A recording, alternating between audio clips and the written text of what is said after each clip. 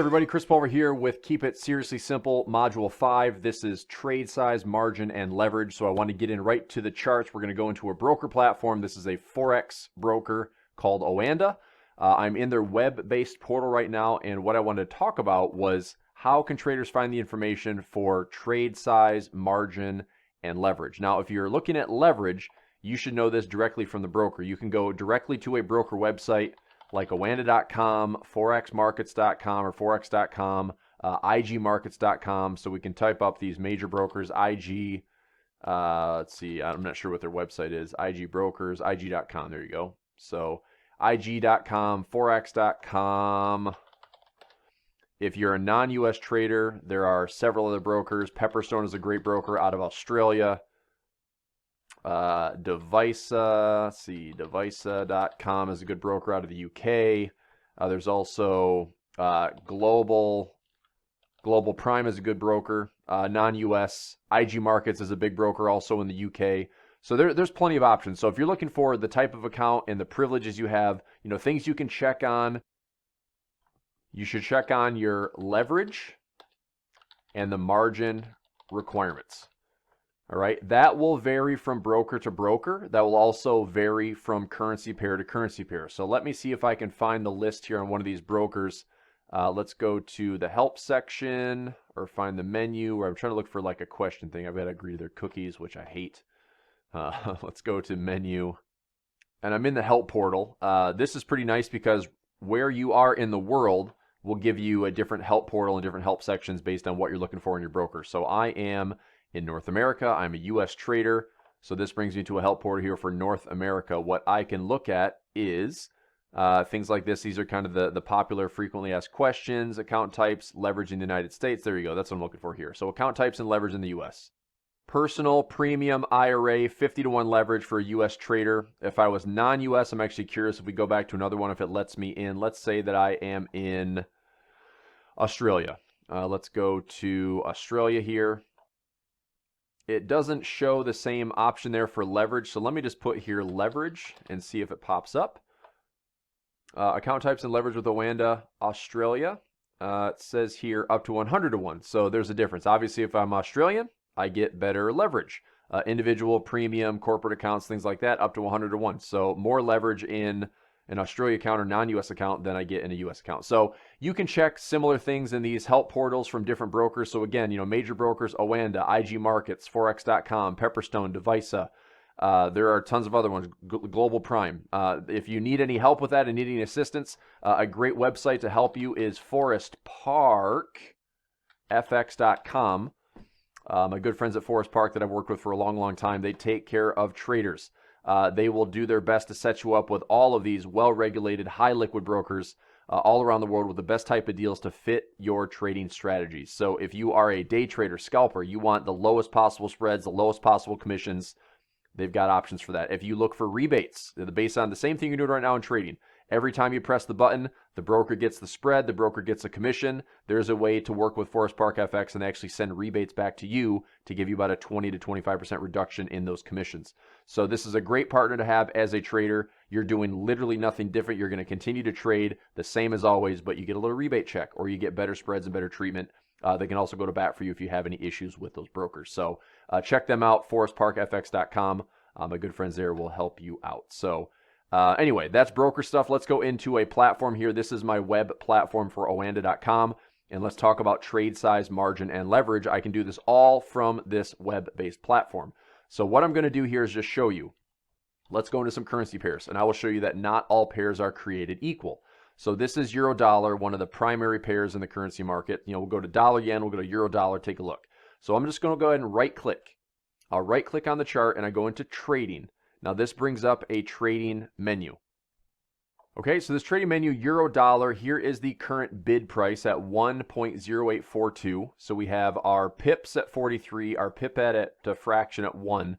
108.42 is the current bid price. The spread you can see here is around 2 pips. So if I'm trading the euro dollar, the broker is going to end up getting a roughly 2 pip spread. If I want to sell it at market, I would go sell at market. If I wanted to buy it at market, I would click on buy at market. If I wanted to place a limit or stop order, which, I'll do some videos on this as well, just navigating platforms and understanding how to buy and sell in the Forex market. If I was setting a limit order or stop order, I would just simply click on this and have my pending order information at the bottom. But this is all about trade size, margin, and leverage. So let's talk about trade size. All right, so if I go into trade size, I'm going to go ahead and type this up here. So we have lots and units. If I have a 0.01 lot trade, that's going to be the same as 1,000 units. If I have a 0.10 lot trade, that will be the same as 10,000 units. If I have a 1.00 lot trade, that will be 100,000 units. Now, some brokers with their web platforms actually let you trade an even smaller increment, which is called a nano lot. And this would actually be 0.001, and this would be 100 units. Oops, 100 units.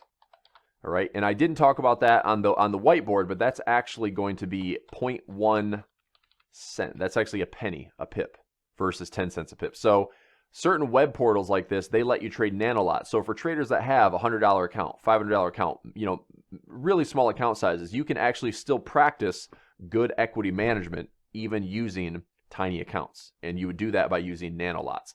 However, your nano lot does not translate into MetaTrader 4, all right, which I'll show you. Like MetaTrader 4, the smallest denomination is 0.01. So if you're using the web portal, which brokers would encourage you to use because that's directly through them, and that's kind of the new phase with servers, nano lots are options, and you can see that, if you have a small account and you want to trade a penny a pip, participate. Again, it's about using good equity management and following the process. Okay, so that is an option there as well. So if we do this units available, if you can see right here where it says units available, I'll just go mark it for a second. Units available. If I did 1 unit, you can see here that I have a trade value, okay, a pip value, which is actually at 0 right now because that unit size is super small. This would have to be 100 units. So 100 units is a nano lot, and you can see here that per pip, that is 1 cent. Okay, you can see that uses up $2.17 of margin. All right, so what that means is the broker will tie up $2.17 of my account in order for me to execute a 100 unit trade or a 1 nano lot trade.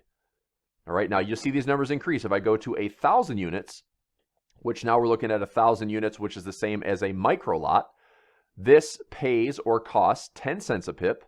The margin required is $21.67. So if I'm going to trade a micro lot on the euro dollar, it will tie up $21.67 of my account. Okay, so my margin available will decrease by $21.67. If I make money on the trade, I am paid 10 cents. If I lose money on the trade, it will cost me 10 cents per pip. All right, if we add another 0 and we have 10,000 units, that is the same as 1 mini lot. That pays $1 a pip. That requires $216.69 of margin. Again, that will be tied up by my broker, and so my available margin will decrease by that margin used. If I go to a standard lot is 100,000 units. My per pip value is $10. So if I make 100 pips, I'm making 100 pips at $10 a pip. If I lose 100 pips, I'm losing 100 pips at $10 a pip. This ties up $2,166 in margin. So imagine, back in the day that I was a trader with, I started my first live account at $2,500. I actually had enough dollars, okay, $2,500. I had enough to trade a standard lot, okay? Now, I didn't know at the time that I was literally taking a trade on a $2,500 account and tying up most of my margin. So if this was 2166, I'm using a calculator here. If this was 2166 point, you can see that the margin is fluctuating based on the live exchange. Let's go 34 cents divided by $2,500. I was tying up 86% on one stinking trade. Now, the scary part about that is if I was wrong, okay, if I was losing $100 or $200 or a few $100s, I would actually have not enough margin available to hold that trade open. All right, so it was very risky what I was doing. But granted, when I first started trading back in the day, it was also 100-to-1 leverage. So I had enough leverage to work with because I had 100-to-1, so it actually tied up less margin. But now that I've been reduced to 50 to 1, this is what my dealings are. So if I had a 50 to 1 account now and I had a $25 account, I would tie up all of my margin with one trade. So that's why I encourage traders to be on the small side. Okay, take trades that you're not going to tie up all of your margin. All right, so that is the difference between a nano lot, a micro lot, a mini lot, and a standard lot. All right, now this is for the euro dollar. Now let's go to a different currency pair. Let's take a different currency pair like the dollar yen, another major currency pair that's very common in trading. I'll go into the trading window here. Okay, now let's do the exact same thing, because take a look at the difference. If I have a nano lot, that's a penny a pip, ties up $4.06, it looks like, or maybe that's $4 even. Okay, so $4 in margin. So a nano lot, is that higher or lower margin than the euro dollar? It's higher, right? The euro dollar only tied up just over $2 of margin. The dollar yen ties up $4. If I go to 1,000 units, which is a micro lot, that ties up $40. The euro dollar only tied up like 20 some dollars. If I go to a 10,000 unit trade or a mini lot, that ties up $400. Again, the euro only tied up like 200 and some dollars. Okay, so why is it that the dollar yen from a margin perspective is more expensive? I don't know. Okay, but it is. That's what the broker's doing right now. And also look at the difference in values per pip. If I go to a micro lot, it only pays 9 cents a pip versus the euro dollar at 10 cents a pip. If I go to a mini lot, it's 92 cents per pip and it requires $400 in margin.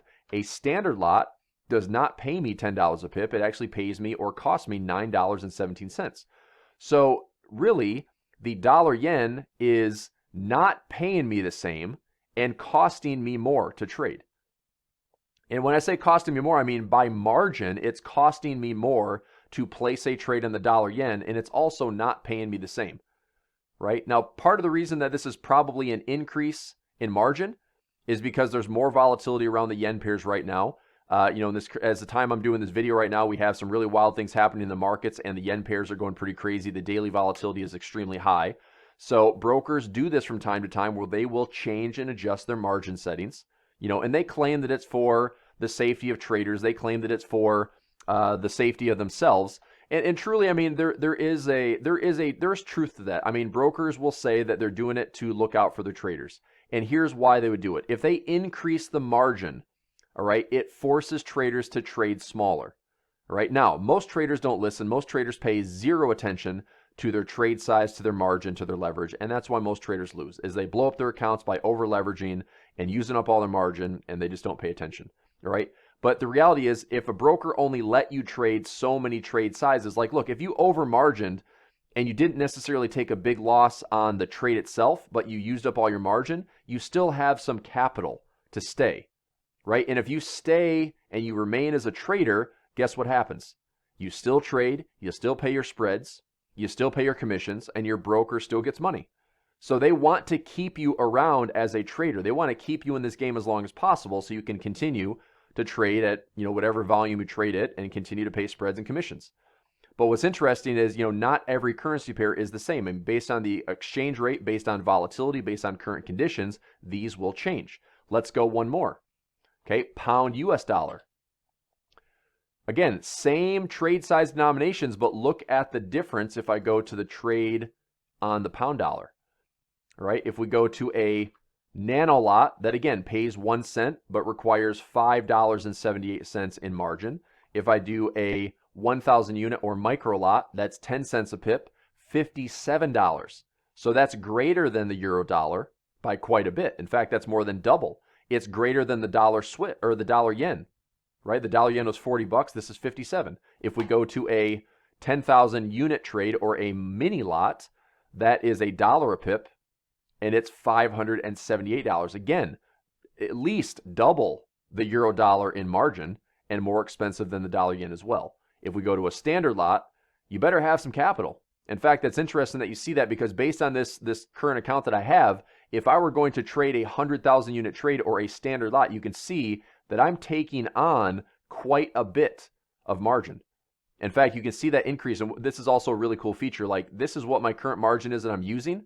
if I were to take this trade, you can see that I get a big chunk of margin that gets eaten up. In fact, it's $5,000, almost $5,800 of my account is taken up. Now, again, that's for $10 a pip, but tying up all that margin, I mean, to me, it's cheaper to trade the euro dollar.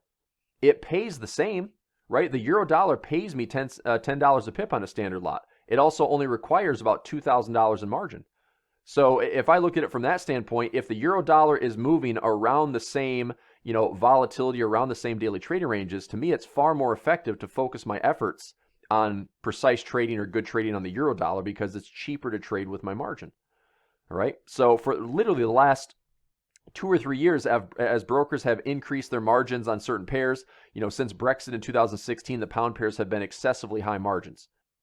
So if I find myself trading pound pairs, I typically cut my trade size in half. So if I want to trade a standard lot here, I could go 50,000 units and trade half a standard lot, and that's $5 a pip, and that margin right there is a little bit more accessible. I mean, that's a little bit more expensive than the euro dollar standard lot, but I could still take a good trade, and I could cut my trade size down, and I can keep my margin under control.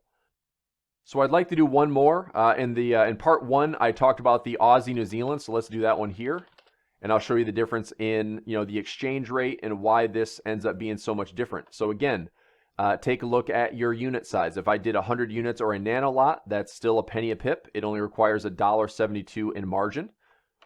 A 1,000 unit trade is a micro lot that pays me 6 cents a pip, requires $17 in margin. A 10,000 unit trade or a micro lot, 57 cents a pip, $171 in margin. So can you see what the difference is? My euro dollar paid me $1 a pip, cost me about $200 some in margin, or tied up $200 some in margin. This is less than that. I mean, this pays me like half of what the euro dollar pays me, but the margin is less. So I'm not saying that's a bad thing. I mean, I like the fact that margin is super low in the Aussie New Zealand, but my per pip value is very different. If I go to a standard lot, $5.66 per pip, but only $1,700 required in margin. So a low margin currency pair, but in order to get this to pay me $10 a pip, which if I want to say, hey, I like to trade $10 pips, well, I need to find out what the exchange rate is.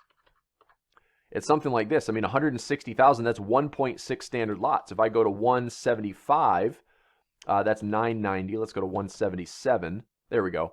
So I'd have to trade 1.77 lots, and that would give me a $10 pip. Now that requires $3,000 in margin. So if you look at it from the standpoint of if I want to get paid $10 a pip on the Aussie New Zealand, I'm actually going to tie up a little bit more margin than what I would on the euro dollar. All right. You can also see that the spread is slightly higher on this currency pair as well. So, but again, I mean, this is a really helpful menu to see, what trade size you want to take. You can also see what it's paying you per pip. You can also see what the margin is that it's taking or tying up in your account. So anytime that you're placing trades, this is important information to know. All right. And what I also talk about, when I'm teaching traders or talking through different strategies is, if you have a strategy that is going to take multiple entries, if you're looking at trades like, I like to trade some big patterns. So if I see like a rising or a falling wedge, something like this, and I want to buy this, what I might end up doing is taking, either some small trades, at these nice levels and try to get some lows that I can pick. And then I'll trade some breakout points up here and try to run this higher. But what I tend to do is trade smaller and build up these positions. But what I'm trying to make sure that I follow as far as margin is I keep the trade size nice and small. Like maybe I trade a mini lot position here and another mini lot here. And then I add to it when I have some confirmation, then I can throw on more trades. So I can take one trade. I'll just use a line here. I might take one small trade here, one small trade here, and then get some confirmation, and then take another trade, and then have a destination or my profit target. So I'll take these small positions and try not to tie up all of my margin on one single trade. When I'm trading a pattern and I'm trading a position, a lot of times I want to keep my trades small and I build them up. Okay, I build them up to a decent trade size that maybe ends up getting me up to a standard lot or 2 or 3. Okay, and if I can build that trade size up, but I'm doing it as the price is unfolding, as the trade is unfolding, what that does for me, and again, this is just my personal preference, what it helps me do is it doesn't force me to, overcommit to a certain trade. That way, no one single trade is like a deal breaker. If I'm wrong, I'm wrong, and maybe I'm wrong with a partial loss. If I'm right, I'm right, and I'll try to ride these out with the confirmation coming my way. All right, so that gives me the freedom, and I've said that in previous videos, it gives me the freedom to kind of trade small and evaluate the trade and kind of let price come to me.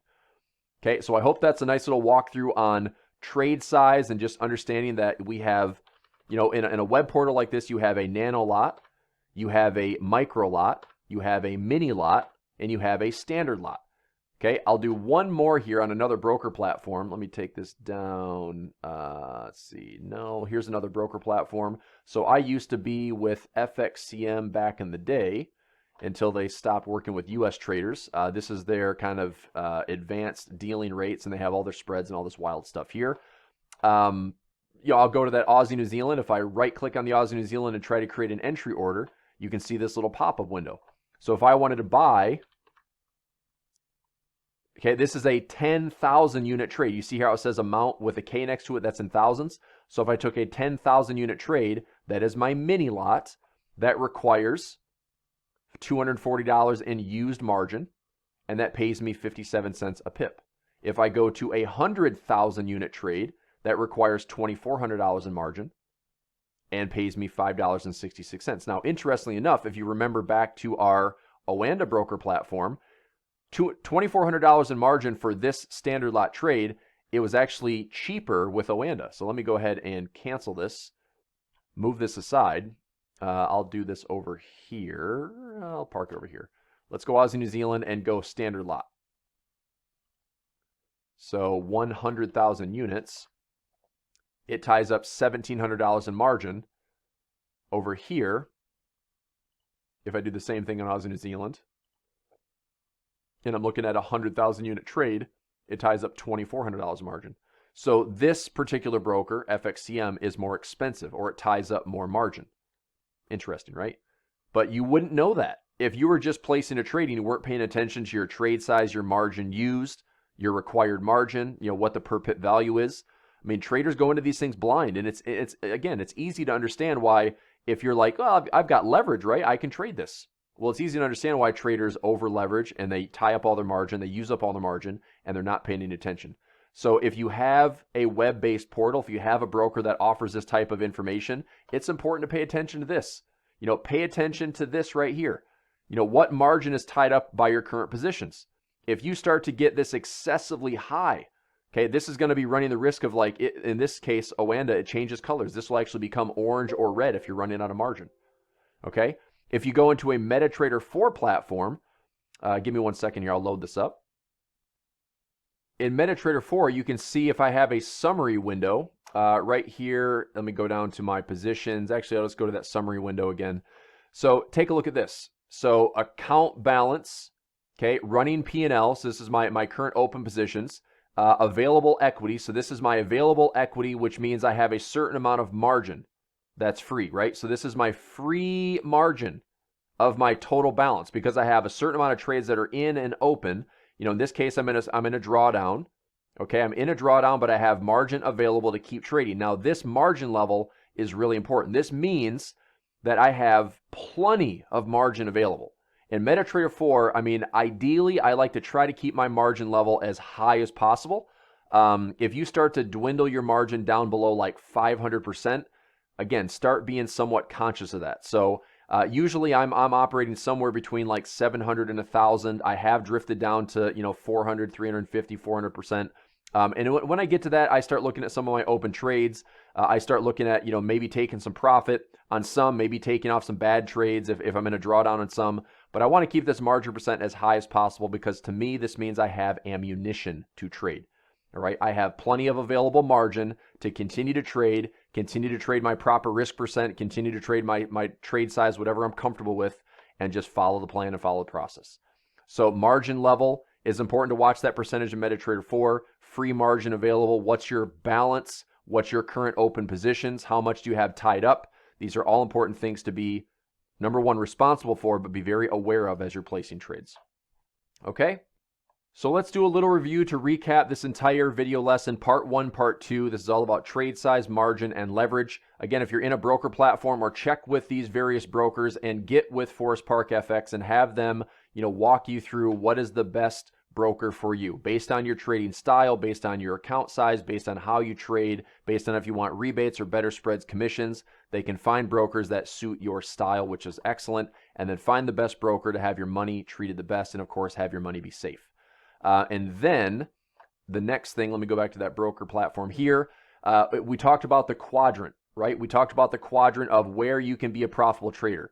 Okay, traders can be profitable by risk reward and by win percent. So if you have this is risk reward on the bottom. So let me type this out. This is just review from video 1. So we have risk to reward.